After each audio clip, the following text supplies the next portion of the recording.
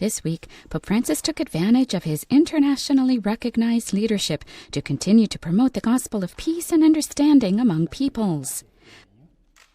All of this is, of course, founded on his deep relationship with the Lord, nourished on Friday, March 12th, with the third Lenten meditation preached by Cardinal Raniero Cantalamessa for the Roman Curia.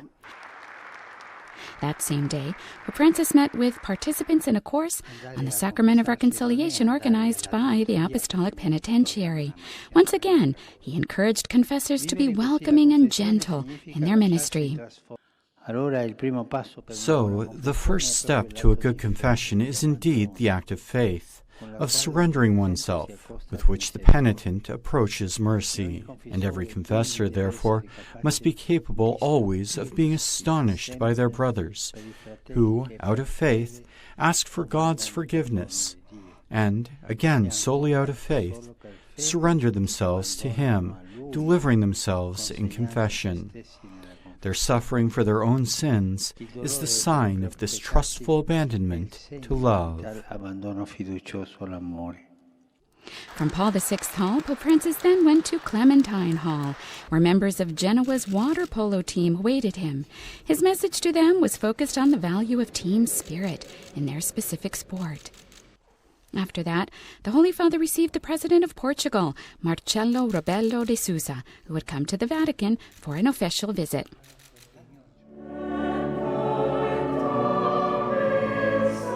The fourth Sunday of Lent, Pope Francis celebrated a Mass for the Filipino community present in Rome to commemorate the 500th anniversary of Christianity in the Philippines, which boasts the third largest Catholic population in the world.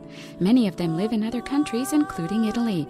Their presence during the liturgy in St. Peter's Basilica attested to the joy which characterizes how they communicate the faith.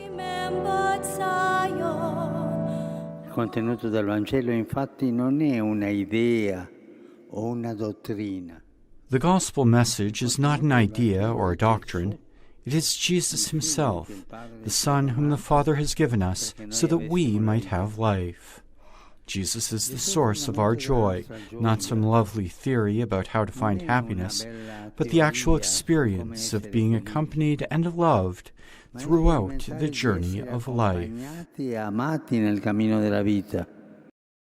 After the Mass, the Pope prayed the Angelus, after which he strongly appealed for peace in Syria on the eve of the 10th anniversary of the beginning of the war.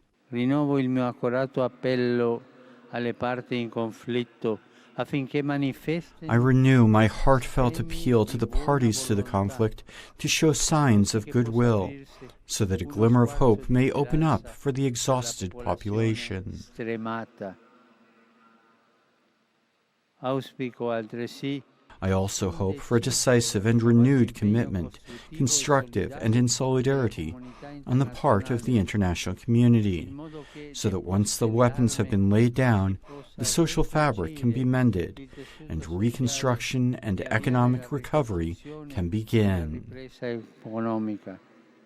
Monday morning, Pope Francis received the Captain's Regent of the small Republic of San Marino, located within and totally surrounded by Italy. The Pope remains attentive to the conflicts causing suffering to many people throughout the world. Following the last catechesis on prayer during the Wednesday general audience, Pope Francis once again referred to the tense situation in Myanmar after the coup d'etat. He evoked the image of the woman religious, kneeling in the street, begging that the violence cease. Ancora una volta e con tanta tristezza.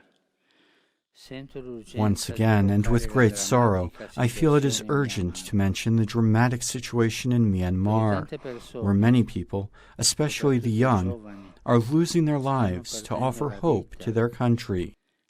Per offrire speranza al loro paese. I too kneel in the streets of Myanmar and say, "End the violence." I too reach out my arms and say, "May dialogue prevail." Anche io stendo le mie braccia e dico, "Prevalga il dialogo." Francis also manifested his concern for the difficult situation that the coronavirus pandemic has unleashed in Paraguay. Let us remember that violence is always self-destructive. Nothing is gained through it, but much is lost, and sometimes everything is lost. Pater noster, qui es in celis. Syria, Myanmar, Paraguay, and many other countries in the world are remembered in the Holy Father's prayers. The Pope continues to indicate that human fraternity is the true path to reconciliation and peace.